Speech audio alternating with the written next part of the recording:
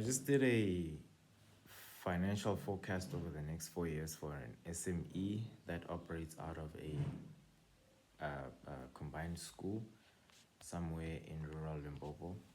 And the interesting thing is that this information for 2024.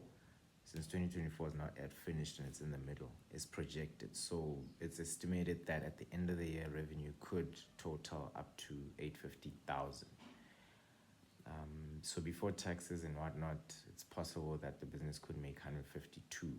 So if you tax that, maybe you get the final profit. How did this information get developed? You could ask that. So we start off first with the raw materials. The business, by the way, it makes and sells fast food, so sandwiches, ikota, spatials combined, depending on where you are really. So here is a list of all of the information of items that are needed to make and package each of the food items.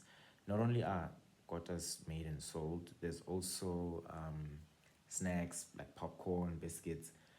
Because there's kids, they like woody ice pop, apple munch, ice lollies, there's chocolate ice creams, etc. So each of those, if you know, as part of it has like, it's a loaf of white bread quartered. That's why it's called quarter, because it's a quarter of a loaf, quarter a loaf. And then all the items that make the stuff that go in it are listed here, including the quantities and the price at which they're bought. Now, these are divided according to, or estimated rather, according to how much and how big servings are. And those costs for the things that are used are pretty much added up to here. Now, each item, there's a unit cost for it. So the business has a standard quota, a premium quota. It has hot dogs, it has popcorn servings, there are biscuits that are sold, there's cans of cool drink, there's 2-liter cool drinks, there's ice lollies, there's those apple munches, and then there's medium and large chips. And over here, according to the quantities that are used up, these are then added up to give the cost per unit and then the selling price. And then a margin is the difference between the selling price and the cost per unit, and that's the percentage, right? So you do that for each of these, and then you add them all up. So this is more or less an estimation of, like, on a typical busy day, how the business performs. So typically they would make like 120 of the standard quarters and 40 of the premium ones, and maybe they'd sell about 45 of the chips, so 30 medium and 15 large.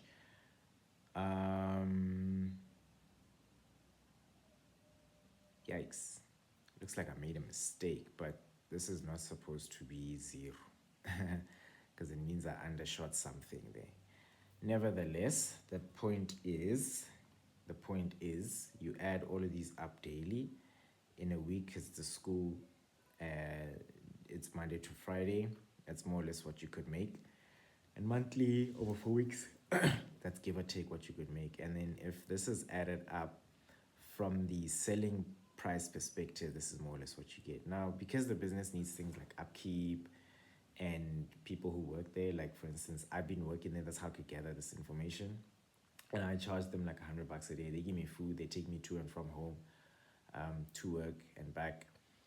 So this information is then used to then compile this following data sheet. So here, all the sales daily and weekly and then monthly.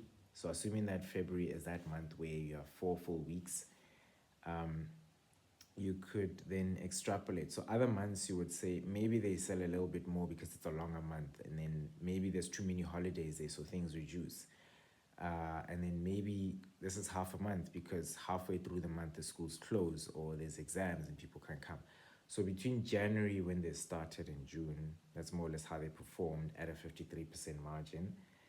And before taxes, you'd find that they make about $5,000, but on a good month it can go as high as 19 grand, right, which is over there. So if you project that throughout the year, it's possible to make about 153 or so K a year. So all this information you can then summarize and condense into this table over here. And all of this is literally the last decade of entrepreneurship development that I've personally been through. This is your boy, Mr. P, and this is not random water facts, but it's accounting 101 apparently for SMEs. But the point is, we are sleeping on a lot of data communication because SMEs account for like what 90% of employment globally, and in South Africa, I think it's roughly 40% of the gross domestic product. That means there's a lot of money going on and floating around in townships, and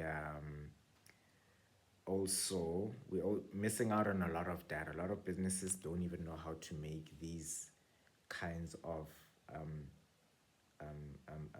tables to account for what they do and how they operate. And worse, I don't think it's evident to a lot of businesses that you could make these from your cell phone, because I'm using Google Docs. There's no need for me to buy a software package that will cost me an arm and a leg for me to install on 5 computers, and you can just have this on your smartphone.